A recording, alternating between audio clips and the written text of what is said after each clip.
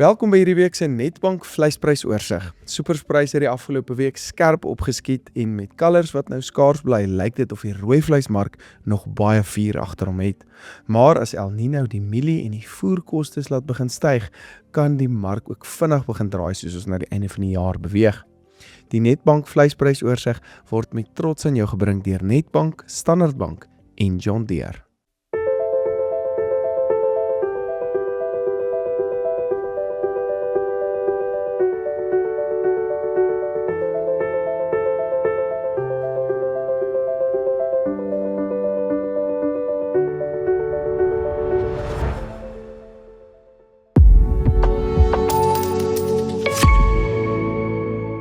Die gemiddelde speenkalfprys vir kalvers tussen 200 en 250 kg het die afgelope week met amper 6% gestyg na R48,56 per kilogram, met die top 40% gemiddelde prys op R51,15 en die top 10 se prys op R54,37.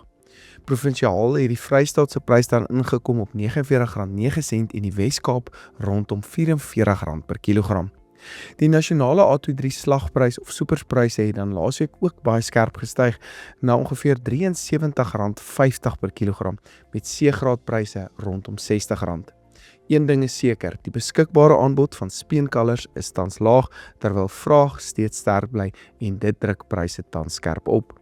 Relatief goedkoop mielies oor die afgelope jaar het voerkrale se koopkrag nou bietjie ondersteun, terwyl back and closure en laer invoer uit Namibië en Botswana die aanbod verder beperk het. Ek dink egter nie pryse gaan net aanhou in 'n reguit lyn styg nie. Na die skerp stygings wat ons nou in Julie sien, kan ons moontlik in Augustus 'n klein terugslag of minstens 'n sywaartse beweging sien, veral aangesien graan en voerkostes reeds bietjie begin optel het.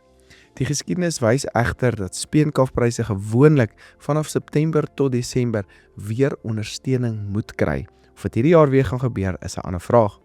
My verwagting is dus dat pryse in Augustus bietjie kan afkom voordat dit teen jaareinde weer moontlik na bo die R50 merk per kilogram kan beweeg. Die grootste risiko vir hierdie voorspelling is die skerp El Niño gedrewe styging in mieliepryse wat ons moontlik kan sien, wat voerkrale se koopkrag vinnig kan begin knyp en die kalfprys dan baie onder druk kan sit. Die gemiddelde stoorlamprys styg met ongeveer 4% na R58,87 per kilogram en die Vrystaat se prys verhandel nou op R63,20, die Noord-Kaap op R56,44 en die Oos-Kaap op R56,19. Swaarder slaglammers van meer as 32 kg weeg, staan op R52,50. Die A23 slagprys styg na R109,29 met tot R117 wat in sekere areas gerapporteer is. Die C23 of ou prys staan dan nou op R80 per kilogram. Die skaapmark volg bietjie 'n ander patroon as die beesmark, hoofsaaklik omdat ons dan twee groter lamseisoene en gevolglik twee aanbodsgolwe deur die jaar dan sien. Voerlampryse bereik dikwels dan rondom Junie of Julie 'n hoogtepunt elke jaar, waarna groter lammer aanbod vanaf Augustus tot Oktober druk op pryse weer begin plaas. Ons kan dus nog sterk pryse in Augustus moontlik sien, maar ek verwag dat voerlammers teen September en Oktober effens kan begin terugsak, soos aanbod natuurlik weer verhoog. Die gemiddelde wolpryse in Australië het laasweek dan gedaal na 18,73 Australiese dollar per kilogram. Die volgende wolveiling in Australië is eers oor ongeveer 3 weke en kan dit dalk die mark nou bietjie tyd gee om weer bietjie te rus en sien veral hoe die oorlog dan ook uitspeel. Die afgelope week het die grootbokpryse dan gedaal na R36,21, kleinbokke kom ook af na R60,32, mediumbokke styg na R64,52, maar bokooipryse het ook afbeweeg na R55,81 per kilogram. Hoenderpryse daal ook verder laasweek met die gevriesde ex-abattoir hoenderprys 1% laer op R32,58, varspryse daal na R38,27 met die IQF-prys op R34,96. Ons verwag het steeds dat pryse kan stabiliseer in Augustus en dan weer moontlik 'n opwaartse tendens begin inbeweeg vanaf September tot ongeveer Desember maand wanneer vraag weer bietjie kan verbeter. In die eiermark het die nasionale gemiddelde gegradeerde eierprys dan gestyg na R22,97 per dosyn, terwyl ongegradeerde eiers dan rondom R17 per dosyn gebly het. Varkpryse het aanhou daal die laaste week met die nuutste spekvarkprys 2,2% laer op R29,39, met vleisvarkpryse sywaarts op R30,93. Worsvarkpryse het met ongeveer 0,5% egter gestyg na R24,10.